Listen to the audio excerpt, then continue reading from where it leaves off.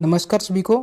आज की वीडियो में हम बात करने वाले हैं कि दृष्टि जो आईएएस है कोचिंग सेंटर, उसके जो टॉपर्स थे 2019 के अंदर रवि कुमार सिहाग, तो उनकी जो कॉपी है, तो ऐसे राइटिंग की कॉपी है जो हम आज देखेंगे। ये कॉपी आपको क्यों दिखा रहा हूँ, क्योंकि एक बार जो नए स्टूडेंट है, जैसे मैं हो गया, जिसने एक दो बार दिया है, जो ऐसे राइटिंग के अंदर मतलब अच्छी तरीके से लिख नहीं सकता, और तो वो विचार व्यक्त नहीं कर सकता, तो उनके लिए जो है कॉपी है मैं दिखा रहा हूँ। उसके बाद में आप मेरी कॉपी है जो दिखाऊंगा, जो कि मेरे पास में अभी, तो वो कॉपी दिखाऊंगा। उसके अंदर आपको देखना है भी मेरे को क्या लिखना है और मैं किस तरीके से उसको लिख सकता हूँ। तो देखते शुरू करते हैं। तो इसके अंदर देखिए यहाँ पे जो ए बी पार्ट 2 है, तो उसके अंदर दो हमें ऐसे लिखने होते हैं। तो पहला जो ऐसे इन्होंने लिखा है वो हम देखते हैं किस पे लिखा है। तो पहला जो ऐसे है अन्नदाता पे लिखा है, यानी कि जो हम ऊपर चलते हैं तो यहाँ पे अन्नदाता है, 2 नंबर पे दिखा रहा है। तो यहाँ पे अन्नदाता पे उन्होंने लिखा है, यानी अन्नदाता यानी कृषक, तो इन पे लिखा है। तो हम देखिए उनको पढ़ के देखते हैं भी इन्होंने क्या लिखा है। तो अन्नदाता का उद्धार किसी दया दया में नहीं, यानी बल्कि नवाचार में है। तो अन्नदाता यानी किसानों का जो उद्धार है, उद्धार करना यानी कि उनको विकास करना या जो भी है सर्वांगीण विकास करना, तो वो दया पर निर्भर नहीं है, बल्कि नवाचार यानी कि नई नई तकनीकों में है, यानी कि जो नई नवाचार अपनाना है उन पे है। तो तकनीक आएगी तभी नवाचार आएगा। तो इनके ऊपर इन्होंने जो अपने विचार लिखे हैं तो वही पढ़ेंगे आज। हलाल ए रोजी का हाल किसान से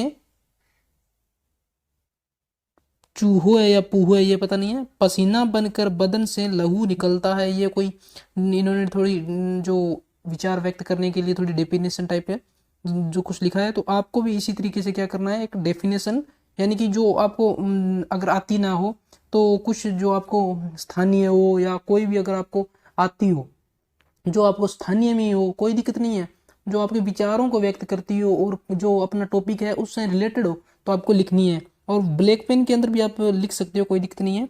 यहाँ पे देखिए रोटी रोटी पाने के लिए, ये तो जो अपने विचार हैं, तो इसको अपने प्रस्तावना बोल सकते हैं। जैसे अपने संविधान की जो प्रस्तावना है, और जैसे उद्देशिका है, भूमिका है, तो ये ना जो संविधान का मूल भाग होती है, और ये यही तो एंट्री करवाती है, जो मूल टॉपिक है उसके अंदर एंट्री करवाती है। अब देखो अपने संविधान पूरा ना पढ़े, लेकिन एक बार उद्देशिका को पढ़ लें तो हमें पता चल जाता है भी संविधान के अंदर क्या बात कही गई है, भारत क्या है, और भारत के अंदर रहने वाली जनता के अंदर भी क्या है, या जनता को क्या मिलने वाला है, इसकी डेट है, वो सारा कुछ हमें पता चल जाता है वो उद्देशिका को पढ़ने के बाद में। तो जस्ट वैसे ही क्या है कि जैसे अपने इस जो निबंध के अंदर एंट्री करेंगे, तो वहाँ पे जो अपनी प्रस्तावना लिखी होगी वो प्रभावशाली होनी चाहिए, क्योंकि उसी से पूरा लेख है वो पता चल जाता है। उसके बाद में अपने बात करते हैं इसके मेन पार्ट की। तो यहाँ पे जो मैंने लगभग पढ़ लिया इसको, तो यहाँ पे किसानों के बारे में क्या लिखा गया है, उनकी जो समस्याएं हैं, तो पहले उनको समस्याओं को रखा गया है कि समस्या क्या है, और जिनके कारण क्या हो रहा है, नवाचार नहीं हो रहा है, यानी कि उन पे जो दया है वो लोग मतलब जैसे यूँ कह सकते हैं भी तकनीकी क्यों नहीं आ रही है। तो तकनीकी के बारे में यहाँ पे जो बताया गया है, क्योंकि भारत के जो किसान हैं वो ज़्यादातर सिंचाई के माध्यम कुएं बावड़ी इनका यूज करते हैं, और नहरों का जो पानी है वो कम मिलता है। तो सिंचाई की कमी के कारण क्या होता है, इनकी जो धन की उपज है वो कम हो जाती है, और उपज कम होने के कारण इनको लाभ कम मिलता है। तो उनके बारे में बात करेंगे कि उनके अंदर जो बिचौलिए हैं, यानी कि फसल खरीदते हैं, फसल को इधर उधर भेजते हैं, तो वो क्या करते हैं, इनको उचित दाम नहीं देते, जिनके कारण इनके पास में क्या है, धन नहीं आता। धन नहीं आने के कारण क्या होता है, ये कृषि औजार नहीं खरीद पाते, और उचित जो बीज है वो नहीं खरीद पाते, यानी कि उनसे आगे जो होने वाला काम है वो बिल्कुल भी नहीं हो पाता। उसके बाद अपने बात करते हैं यहाँ पे, इनके बाद में बात आती है कि जो किसान है उनको अपने कुछ भी मतलब जो हेल्प है सरकारी तौर पे ना मिले, या जो इनको उचित आय ना मिले, या उचित जो धन है वो ना मिले, तो उसके बाद में क्या होता है कि जो अपने बच्चे हैं या जो भी है उनकी जो आगे आने वाली पीढ़ी है, तो उनको अच्छी तरीके से भरण पोषण ये नहीं कर पाते। और अच्छी तरीके से भरण पोषण ना होने के कारण क्या होता है कि उनको बेरोजगारी वाले सिस्टम में जाना पड़ता है। वो भट्टे वगैरह और होटल वगैरह पे काम करते हैं, या खेती वगैरह के अंदर मजदूरी करते हैं। तो जिससे क्या होता है कि आने वाली जो पीढ़ी है ना, वो क्या होता है, उसका जो सारा का सारा जो कमज़ोर है वो सिस्टम बन जाता है, और बाद में सिस्टम बन नहीं पाता। उसके बाद में मौत तो यूं नाम से बदनाम है, असल तकलीफ तो जिंदगी देती है। ये देखिए दोस्तों, जैसे शायरी वगैरह नहीं होती, तो शायरी वगैरह का भी जैसे मतलब क्या है, जो यूज कर सकते हैं, कोई बात नहीं, ये मतलब टॉपिक से होनी चाहिए, टॉपिक के अंदर भाव इसका बनना चाहिए। ये नहीं है कि टॉपिक कुछ और अपने कुछ और ही डायलॉग बोल रहे हैं, तो कोई बात नहीं, ये भी जनमानस के अंदर अपने प्रचलित है, बट ये रिलेटेड होनी चाहिए। इसके अंदर देखिए यहाँ पे भारतीय कृषकों के जो अपने भयंकर जो भी अत्याचार, भ्रष्टाचार वगैरह और अच्छे नहीं मिलने के कारण आत्महत्या वगैरह करते हैं, तो उन पे इन जो इन्होंने मोड़ के उन पे कटाक्ष करना शुरू कर दिया है। तो इसका मतलब इनका भी कुछ ना कुछ भाव निकलता है, जिस कारण इन्होंने लिख दिया। उसके बाद में यहाँ पे देखिए कुछ जो पुराने जो नियम वगैरह, कानून वगैरह, योजना वगैरह है, तो उसका भी जिक्र थोड़ा बहुत करना है हमें निबंध के अंदर। उसके बाद में अपने यहाँ दूसरी जो पढ़ते हैं, तुम्हारी फाइलों में गांव का मौसम गुलाबी है, मगर ये आंकड़े झूठे हैं, ये दावा किताबी है। तो देखिए दोस्तों, ये कोई मतलब इन्होंने रटा तो होगा नहीं भी, जैसे मैंने रट रखा है भी ये लिखना है मेरे को जाके, जरूरी नहीं है वो जो ऐसे हैं वो आगे अपने को मिले, बट वो ऐसे जरूरी नहीं है। लेकिन अपने को ये क्या करना है, आप शब्दकोश तैयार करना है, उस शब्दकोश के ऊपर ही अपने को एक अच्छा सा, जैसे अपना कोई मुहावरा या जो भी बनाना है, तो वो वहाँ बनाना है और यूज करना है। उसके बाद में अपनी बात करते हैं, यहाँ पे जो किसान है उनको सहायता किस तरीके से दी जा रही है नवाचार के क्षेत्र के अंदर, तो वो यहाँ पे आपको मिल जाएगी। प्रधानमंत्री किसान योजना, अन्नदाता है, जो आय संरक्षण योजना जो भी है, यहाँ पे अच्छे बीज उपलब्ध करवाए जा रहे हैं, सब्सिडी दी जा रही है, और जो ये सोलर पावर वगैरह कनेक्शन वगैरह ये दिए जा रहे हैं, और जो सिंचाई के लिए मोटर वगैरह जो है कनेक्शन है वो दिए जा रहे हैं, वो सारे यहाँ पे दे दिए इसके अंदर, कोई बात नहीं है। और उसके बाद में अपने को जो देखिए नवाचार से संबंधित हो गया। उसके बाद में जो किसान आत्महत्या वगैरह कर रहे हैं, उनकी मेंटल की जो दिमाग की स्थिति खराब हो रही है, या जो बहुत ही निम्न कोटि के सीमांत है, उनके लिए क्या हो रहा है, तो उनके लिए भी क्या हो रहा है कि जो जितनी भी उनकी कृषि भूमि है उनके अंदर, यानी कि जो खाद बीज वगैरह है, उनको सब्सिडी के साथ में थोड़े कम दामों में उपलब्ध करवाई जा रही है। इस तरीके से उन्होंने कुछ लिखा है वहाँ। ये अगला देखिए, प्राचीन बातें ही भली है, यह विचार अलीक है, जैसा व्यवस्था हो जहाँ वैसी व्यवस्था ठीक है। ये देखिए कुछ थोड़ा कटाक्ष की तरह किया है। तो इस नवाचारी रणनीति का सबसे पहला उपाय किसान को देखने का नजरिया होना चाहिए। उदाहरण के लिए कृषि को एक पिछड़ा हुआ और जड़ता युक्त क्षेत्र न मानकर इसे उद्यम के रूप में मानना होगा। यानी कि सरकार है, या जो भी आजकल क्या होता है सेक्टर के अंदर, जो बाहर बड़े बड़े जो उद्योग धंधे हो, तो उनको ही अपने उद्यम या उद्योग मानते हैं। बट कृषि भी जीवन यापन का एक उद्यम है, और ये भी उद्योग है। उद्योग वही तो है जो जीवन यापन के लिए अपने आर्थिक क्षेत्र के अंदर जो काम करते हैं, वो उद्यम ही है, उद्योग ही तो है। तो वही कृषि भी अपने को उद्योग माननी होगी। और उसके बाद में क्या होगा, उसके अंदर भी अपने जो उद्योगों के अंदर भी करते हैं, तो वो अपनी करता है। जैसे कोई इंडस्ट्री वाला है, यानी कि जो चेयरमैन वगैरह है, जो भी है, जो सीईओ वगैरह, तो उनकी जितनी इज्जत होती है तो उतनी भी एक कृषक की होनी चाहिए। तो इन्होंने यहाँ पे मान हानि से संबंधित कुछ लिखा है। उसके बाद में यहाँ पे संस्थागत और एक होता है संस्थागत और व्यवहारिक या ढांचागत जो भी होगा नवाचार किस तरीके से होगा। तो संस्थागत में हम बात करेंगे कि जैसे देखो अपने कृषि होती है, तो कृषि के अंदर बीज वगैरह, नीतियाँ वगैरह सरकारी, और किसानों की जो मांगे हैं, इनका जो एक ढांचे के रूप में जो विकास हो रहा है वो ढांचागत विकास है, ठीक है ना। तो इन ढांचागत विकास इसके अंदर करना है। उसके बाद में अपने को सहयोग देना है, क्या करना है, PP model, PP 3P model, ये मॉडल है जिसके अंदर सार्वजनिक निजी सहयोग की बात की गई है। तो जिसके अंदर क्या होता है कि अपने उद्योग धंधों में क्या होता है, सरकार क्या करती है कि कुछ जो उद्योग अपने होते हैं, सरकार के होते हैं, तो उसके अंदर क्या करती है, वो प्राइवेट लोगों को दे देती है और वो इस पे काम करते हैं। उसके बाद में क्या करता है, अभी जो प्राइवेट जिसने खरीदा है वो अपना जो खर्चा पानी है वो निकाल के, थोड़ा बहुत फायदा निकाल के वापस सरकार को लौटा देता है। इससे क्या होता है कि सरकार को भी लाभ होता है और प्राइवेट वाले सेक्टर को भी लाभ होता है। तो इस तरीके से क्या होता है कि सरकार, ये जो ऐसे लिखा है इसमें ये कहा गया है कि जो सरकार है उसको ये चाहिए भी कृषि क्षेत्र भी इसी तरीके से हो, या जो कृषक है उनको भी थोड़ा बहुत सहयोग मिले।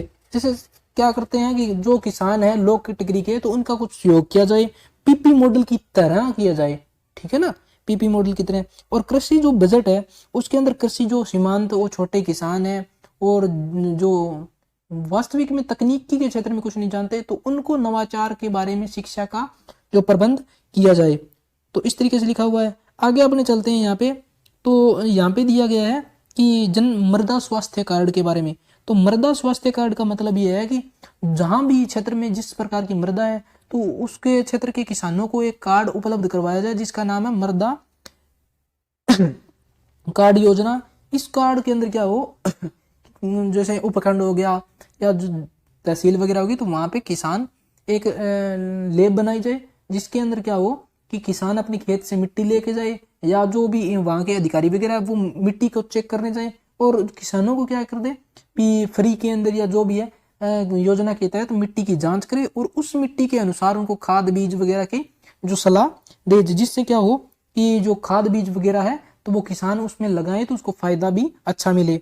उसके बाद में करते हैं वेयर हाउस की बात। तो किसानों के जो उत्तम किस्म के बीज है, जरूरी नहीं कि किसानों का अपने विकास करना है, अगर बीज हमें उत्तम किस्म के मिलेंगे तो भावी पीढ़ी के लिए भी बीज अच्छे मिलेंगे और अपने जो दूसरे देशों के अंदर भी आयात निर्यात जो भी होगा तो उसके अंदर भी अपनी क्या होगा जो वैल्यू है वो अपनी बढ़ेगी। तो वेयर हाउस की बात कर रहे हैं, तो वेयर हाउस और जो योजनाएं हैं जैसे वेयर हाउस के अंदर बीजों का अलग अलग जैसे अलग निष्कासन होता है और छंटनी होती है तो उनके अंदर भी सुधार आएगा।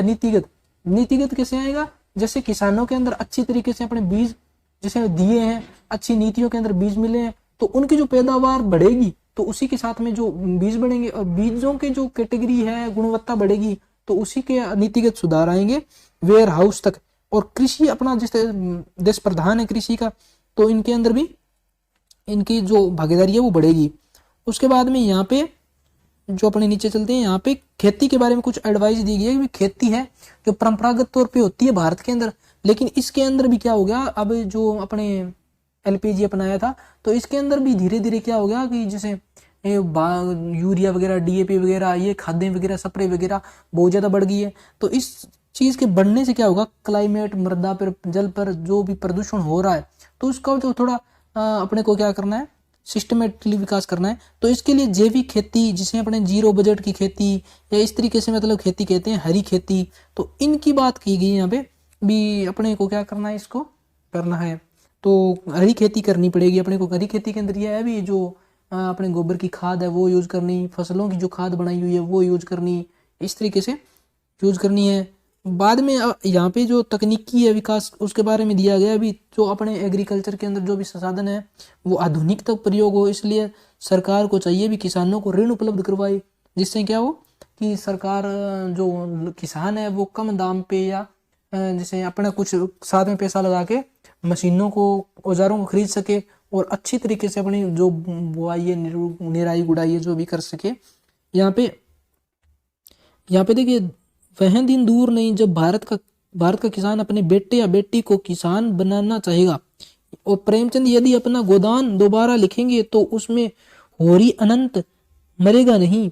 प्रधानमंत्री के सपने के अनुसार किसान अपनी आय दोगुनी कर नए भारत के निर्माण का भागी बनेगा। यानी कि यहाँ पे बताया गया भी किसान मरेगा नहीं क्योंकि तकनीक आ जाएगी, तकनीक आने के बाद में उसका मन है वो एक नवाचार की ओर बढ़ने लगेगा। नवाचार की ओर बढ़ने के कारण क्या होगा कि जो अब उसकी मानसिक जो क्षमता होगी ना वो बढ़ जाएगी। आज जो भागकर किसान जो मतलब उसकी फसल के अंदर जो भी जैसे आंधी वगैरह तूफान वगैरह आ गए तो गड़े वगैरह आ गए ओले वगैरह आ गए तो इससे फसल क्या होती है खराब होती है और खराब होने से वो क्या करता है ज्यादा से ज्यादा आत्महत्या की ओर भागता है। लेकिन जब अपने पास में इसका नवाचार होगा तकनीक होगी सरकार अपनी सहायता करेगी तो वो किसान क्या करेगा आगे से वो नवाचार को अपनाएगा।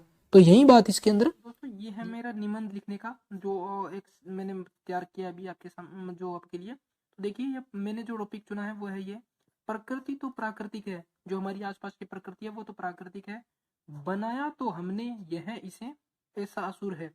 यानी जो प्रकृति तो प्राकृतिक है लेकिन हमने इसे असुर बना दिया है, ये अपना टॉपिक है, इस पे अपने को निबंध लिखना है। ये जो इसे अपने मतलब कैसे लिख सकते हैं वो बताना है मेरे को। तो दोस्तों इसको पूरा देखिएगा ताकि अच्छे से देखिए समझ में। अपने को क्या लिखना है पहले भूमिका और प्रस्तावना, ये अपने मन में रखनी है आपको। और क्या लिखना है वो मैं बता रहा हूँ आपको कि ये तीन अपने को मन के अंदर रखनी है, भूमिका प्रस्तावना और उद्देशिका। सबसे पहले जो अपने लेख लिखना है उसके अंदर क्या करना है निबंध लिखने के अंदर भूमिका प्रस्तावना और उद्देशिका तीन नाम अपने को याद रखना है और इसी के अंदर जो आएगा वो लिखना अपने को वहां पर है। ये जरूरी नहीं है आपको लिखना वहां, बट ये आगे वाला जो इसके अंदर आएगा वो लिखना जरूरी है।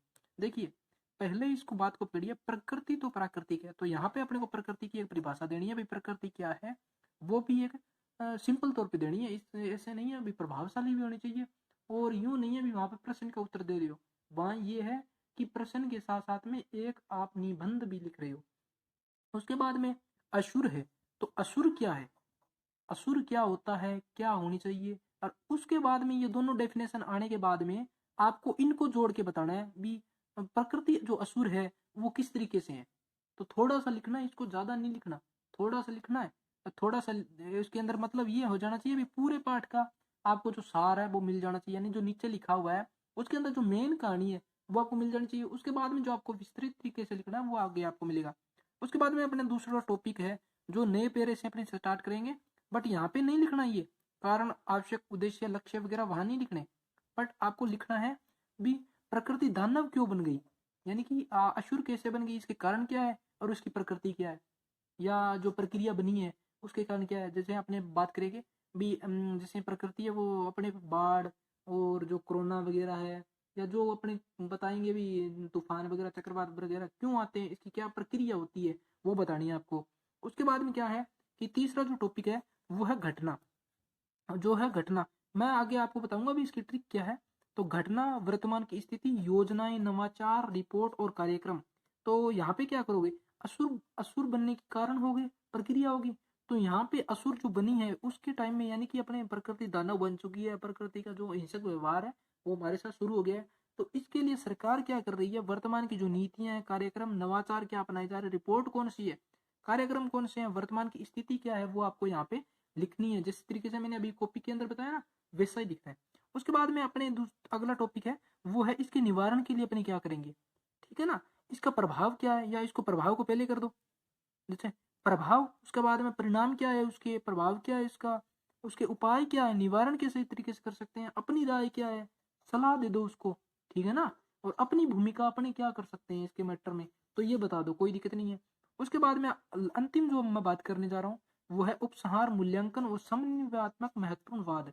जिस तरीके से उपसंहार में ये होता है कि जैसे अपने कोई टॉपिक है तो उस टॉपिक के बारे में जो भी सारा था अपने बता दिया, और उपसंहार के अंदर ये है कि जो टॉपिक खत्म तो हो गया बट उसके अंदर जो भी अपना टॉपिक है उससे संबंधित अपने को क्या अपनी राय के साथ के अंदर उसको जोड़ते हुए उसको एक सकारात्मक तरीके से उसको बंद करना है।